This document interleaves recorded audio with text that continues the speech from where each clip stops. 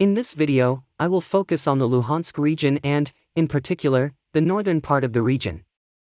Here, the Ukrainians started cutting off the roads that allowed the Russians to receive supplies from Terny safely, and in response, the Russians tried to secure another road and therefore launched an attack towards Dvorichne.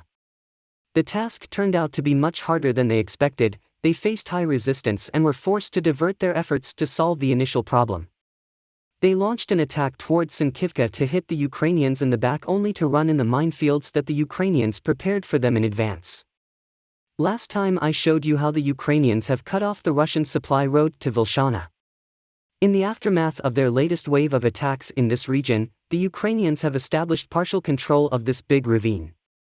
The supply road from Terny is only 1 kilometer away from the dense tree belt areas that the Ukrainians are now controlling, meaning that the Ukrainians have established total fire control over the road and can destroy any convoy that is moving through this area.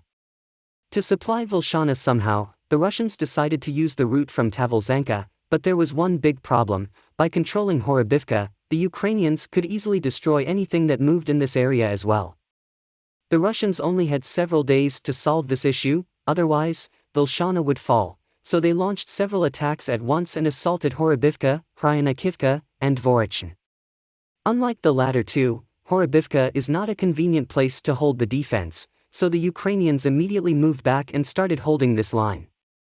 In the short term, this has allowed the Russians to establish a connection between Terny and Vilshana through Tavilzhanka.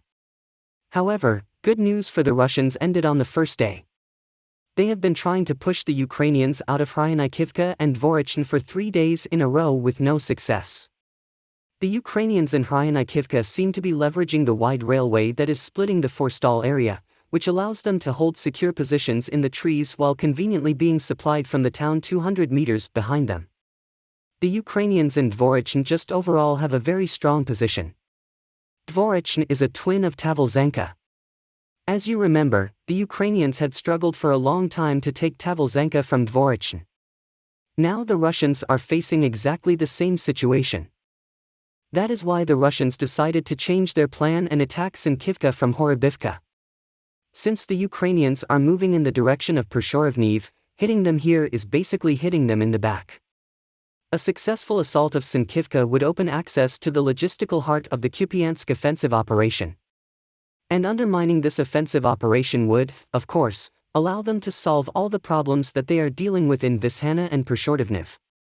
Unfortunately for the Russians, this attack was unsuccessful. It turned out the Ukrainians completely mined the approaches to Synkivka. This also explains why the Ukrainians still have not entered Lyman Pershii and why it was considered a gray zone for so long. The Ukrainians mined this area because they didn't need to move there anyways. They already decided that instead of attacking the Tavilzhanka group in front, they would do it from the flank or even the rear. Overall, the Russian counterattack went completely wrong. They failed to use the element of surprise effectively and pushed the Ukrainians from the Oskil River's eastern bank, and they ran into mines by trying to conduct a flank attack towards Synkivka. There are no more shortcuts left, so the Russians will either have to solve their logistical issues with brute force and high losses or retreat several kilometers back and establish a defense on the more reliable positions. If you think that my coverage of the situation in Ukraine is useful, you can support it by making a purchase in my online store. Here you can find a lot of products with Ukrainian symbols, such as tumblers with official Ukrainian military emblems.